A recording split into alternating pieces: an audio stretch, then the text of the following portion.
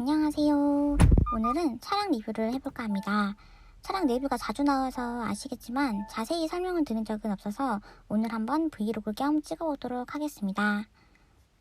저는 첫 차를 고를 때 신차, 중고차, 그리고 세단, SUV 이렇게 고민을 되게 많이 했고요. 차량을 선택하고 나서는 옵션에 대해서 굉장히 고민을 많이 했어요. 그래서 오늘은 제가 이 차를 구입하게 된 이유와 장단점, 보험비, 금액 같은 것도 이제 말씀드리도록 하겠습니다. 첫 차다 보니까 운전도 되게 미숙하잖아요. 근데 앞과에 대한 거리, 착복감도 어려운 거예요. 그래서 세단보다는 SUV를 한번 시범 운전했을 때는 앞코가 되게 잘 보여서 좋더라고요. 그래서 저는 무조건 SUV를 먼저 선택을 해야겠다 하고 세단은 빼고 생각을 해봤습니다. 그래서 제가 생각한 후보가 베뉴, 코나, 셀토스, 티볼리였는데 저는 디자인으로 셀토스가 제일 마음에 들더라고요. 저는 2022년도에 23년식 1.6 가솔린 2륜 옵션은 시그니처를 골라서 주문을 했고요. 시그니처 등급이 차량값 2,700만 원이었고 옵션 추가해서 390만 원을 더했더니 한 3,000 정도 나왔고요. 거기에 이제 취등록세랑 이것저것 해서 3,200 정도 들었습니다. 보험은 당시에 제가 만 30세가 안 됐어가지고 120만 원 정도 나왔고 일시불로 납부했습니다. 옵션은 이렇게 골라서 표를 확인하시면 더 간단하실 것 같아요. 안전 관련된 옵션 넣고 이제 조수석 관련된 옵션 두고 눈에 보이는 내비게이션이라든지 시트색 추가적으로 옵션을 넣었습니다. 그래서 내부 색은 카라멜 색으로 했고 외부 외장 색깔은 그레이 그래비티 색깔로 했습니다.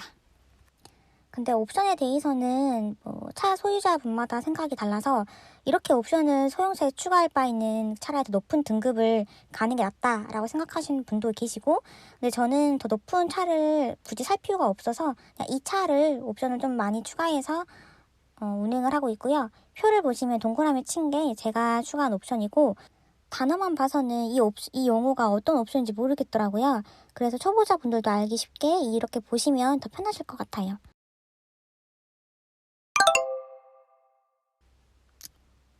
소형차인데 준중형 차의 느낌을 낼 수 있는 게 가장 큰 장점인 것 같아요. 소형차지만 지금 5인승 가능하고요. 그리고 SUV로 돼 있어가지고 작다는 느낌은 거의 안 들어요. 물론 더 큰 차를 사용하신 분은 이 차가 작게 느껴지겠지만 첫 차로서 그리고 사회 초년생이 타기로서는 좁은 감은 전혀 느껴지지 않고요. 그리고 그 트렁크를 좀 넓게 쓸 수 있어서 2열 시트를 접어가지고 차박이나 차크닉 하시는 분도 되게 많이 봤고 그게 가능하다는 점에서 이 차의 가장 큰 장점인 것 같습니다.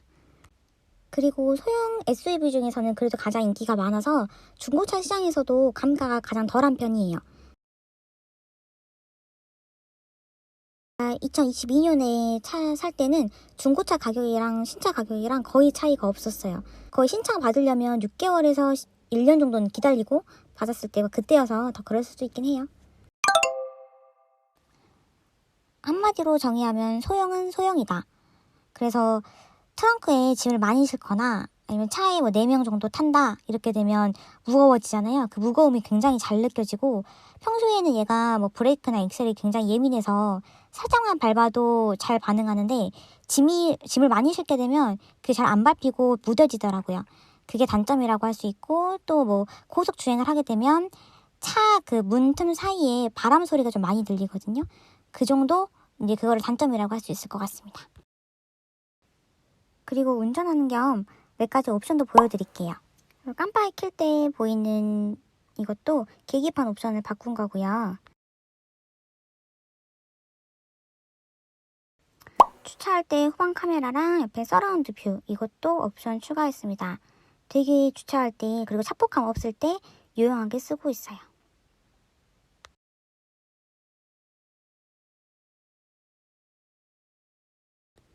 주차 완료하고 파킹 누르고 사이드 브레이크 잠그고 네, 시동 껐습니다. 이제 카페에 한번 들어가서 더 자세한 이야기 해드릴게요.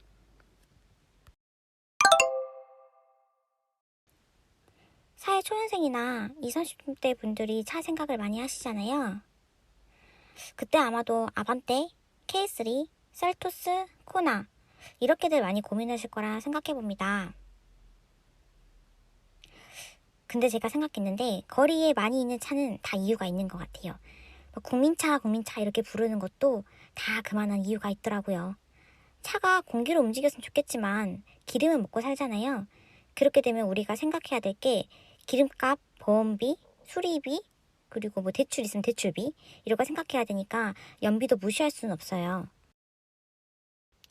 얘는 보통 시내 주행할 때 연비 10에서 12, 그리고 고속 주행하면 14에서 16. 근데 뭐 짧은 거리 갈 때는 연비 8도 나오고요. 9도 나오고요. 안 나올 때는 안 나오기도 해요. 아, 그리고 트렁크 소개를 아까 못 드렸는데 트렁크 크기는 이 정도 되고 2열 시트를 접어서 뭐 차크닉 할 때 쓰기도 합니다. 길이가 어느 정도냐면 제 뺨으로 했을 때 5뺨 정도 가는데 제 한 뺨이 13cm 정도 돼요. 그러니까 한 65에서 70cm 정도라고 생각하시면 되고, 높이 같은 경우는 제가 150 후반인데 앉았을 때 허리를 약간 구부려야 되는 정도? 그 정도 높이라고 생각하시면 됩니다. 여기 밑에도 짐을 많이 넣어놨어요.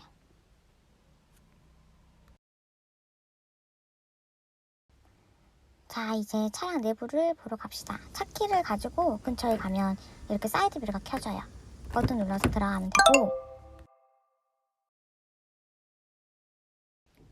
시트 색깔을 정말 잘 고른 것 같아요. 이 카라멜이 기분을 산뜻하게 해주더라고요.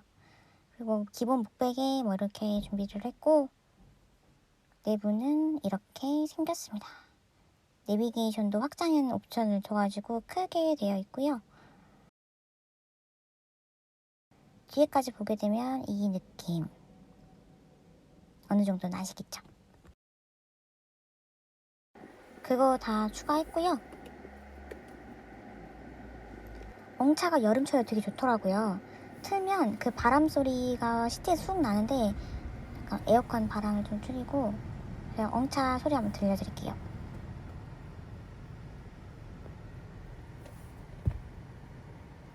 이 정도 들립니다.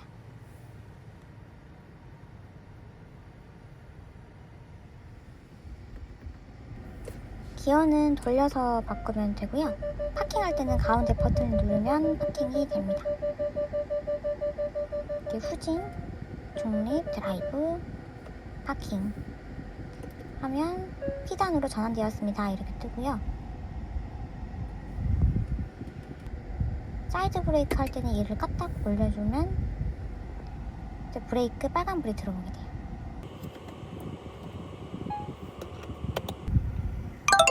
그리고 차량 용품 설명드리면 얘는 방향제인데 제가 벤볼릭에서 협찬받아갖고 한번 써봤거든요. 향이 되게 다양하고 반영구적이어서 오래 쓸 수가 있어요. 써보니까 향이 은은하고 머리가 진짜 아프지 않더라고요. 그리고 향도 뭐 평범하지 않아서 다른 사람 차량에서는 느껴지지 않는 향이 나니까 기분이 되게 좋았어요. 차량용 방향제 정착 못하신 분 있다면 추천드립니다. 이 어설픈 브이로그 봐주신 인내심에 감사해서 제가 구독자 이벤트를 하려고 하는데요. 댓글을 남겨주시면 추첨을 통해서 3분께 이거를 드리도록 하겠습니다. 제가 고른 향은 블랙베리 앤 베리이고요. 더 다양한 향이 있으니 제가 더보기란에 향 설명과 같이 해놓겠습니다. 구독과 좋아요 부탁드려요. 다음은 쿠팡에서 17,700원에 구입한 차량용 쓰레기통인데 아주 유용하게 잘 쓰고 있어요. 콘솔 박스 뒤에다 고리를 걸어가지고 뒷좌석에 이제 끼워가지고 쓰고 있는데요. 쓰레기가 다 차고 나면 이게 봉투를 뜯어가지고 묶어서 바로 버릴 수가 있어서 되게 편하고요. 여기 보시면 접지선이 있어서 손으로 뜯어가지고 그냥 바로 분리시키면 돼요.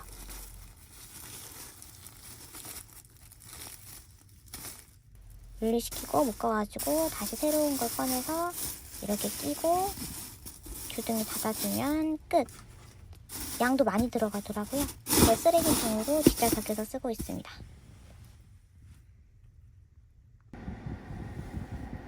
그 냄새 날 때는 이렇게 공기청정 모드 한번 틀어줘가지고 내부 순환 한번 시켜주고, 다음은 차키인데요. 차키는 그 만족도가 굉장히 높죠. 처음에 차를 뽑았을 때 이 차키를 들고 다녀야 되는데 어떤 차키 케이스를 쓸까 이거에 대한 고민을 되게 많이 하실 거라고 생각해요. 저도 진짜 많이 알아봤는데 얘는 27,800원짜리 가죽으로 되어 있는 차키 케이스고요. 손때가 타지 않아서 굉장히 만족스럽습니다. 그럼 다음 영상에서 만나요.